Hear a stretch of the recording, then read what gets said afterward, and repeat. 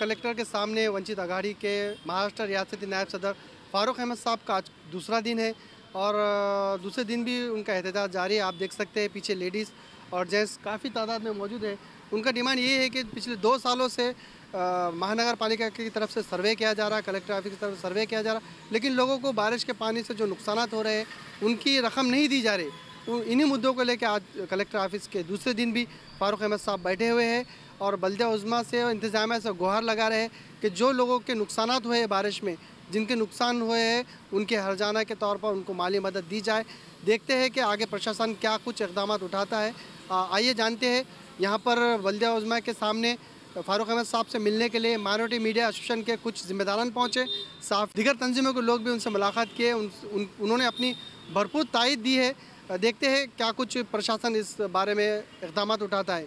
हम लोग minority media association के तमाम पदाधिकारी, तमाम हमारे साथी जो मुख्तलिफ अखबारात से जुड़े हुए हैं वो यहाँ पहुँचे। हमारी संगठन की जानिब से हमने फारूक अहमद साहब को तायद और हिमायत का ऐलान किया, फातिमा उन्होंने दिया है। क्योंकि फारूक अहमद साहब जो कदम उठाए हैं, मैं समझता हूँ वो राजकारण से कहीं ऊँचा है और वो समाजकारण है। और हम ये देखते हैं कि वो आए दिन कहीं ना कहीं समाजकारण के मौज़ूआत को लेकर उठते हैं। जब भी उन्होंने मुंह खोला है तो समाजी मसाइल पर, समाजी सरोकार रखने वाले प्रॉब्लम्स पर और समाज से जुड़े हुए मसाइल पर ही उन्होंने ज़्यादा बात की है। बहुत ज़माने से वो इस काम में मुतहरिक हैं। कभी हाथ गाड़ों के मसाइल, कभी जो है बीड़ी कामगारों के मसाइल, कभी छोटे मोटे व्यवसाय करने वालों के मसाइल, हमेशा ही गरीब लोगों के मसाइल पर फारूक अहमद ने आवाज़ उठाई है। इस मरतबा उन्होंने थोड़ा इंतहाई कदम उठाया है। हालांकि वो बीपी और शुगर से भी जूझ रहे हैं, उसके बावजूद भी वो गुस्से में थे और चिढ़ गए थे कि 2-3 महीने गुजरने के बाद भी गरीबों का बेहताशा नुकसान होने के बावजूद भी हुकूमत पैसे उन्हें नहीं दे रही है, जबकि हुकूमत को चाहिए था कि फिलफौर उन्हें मुआवजा दे दे। लेकिन न जाने क्यों हुकूमत की जानिब से मुआवजा देने में बहुत दिरंगाई हुई और बहुत देर होने से देखकर बिला आखिर फारूक अहमद ने ये इंतहाई कदम उठाया और उन्होंने आमरण उपोषण का जो है आगाज़ किया।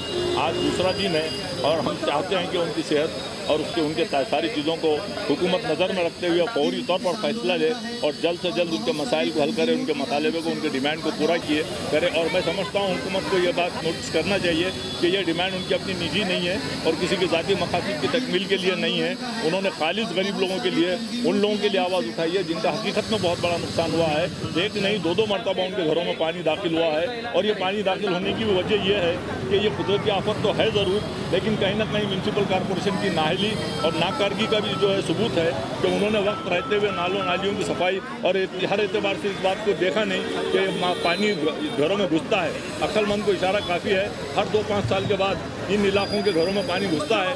कॉरपोरेशन के जिम्मेदारान को, कमिश्नर साहब को और उनके माविन और मददगारों को चाहिए कि इस मामले का मुस्तकिल हल वो लोग ढूंढ कर निकालें ताकि हर 1-2-5 साल में इस किस्म का जो है शिकार गरीब अवाम ना हो। हड़ताल पर बैठे हैं, आमरण उपोषण पर बैठे हैं, उसकी तायद में हम लोग आए हुए हैं। फारूक अहमद साहब एक अवामी आदमी हैं, उनके पीछे जनता है, ग्राउंड के लोग उनसे वाबस्ता हैं और उनकी इस तहरीक में कांग्रेस पार्टी और दूसरे हमख्याल जमातों का भी उनको तायद हासिल है।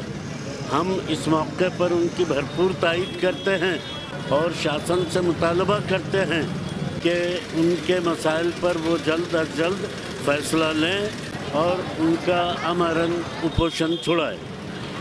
आज हमारे वंचित बहुजन समाज के लीडर और भावी आमदार जिन्होंने आज गरीबों के लिए आवाज़ उठाने के लिए जो काम किया है, मैं उनका पुरजोश तरीके से उनका इस्तकबाल करता हूं।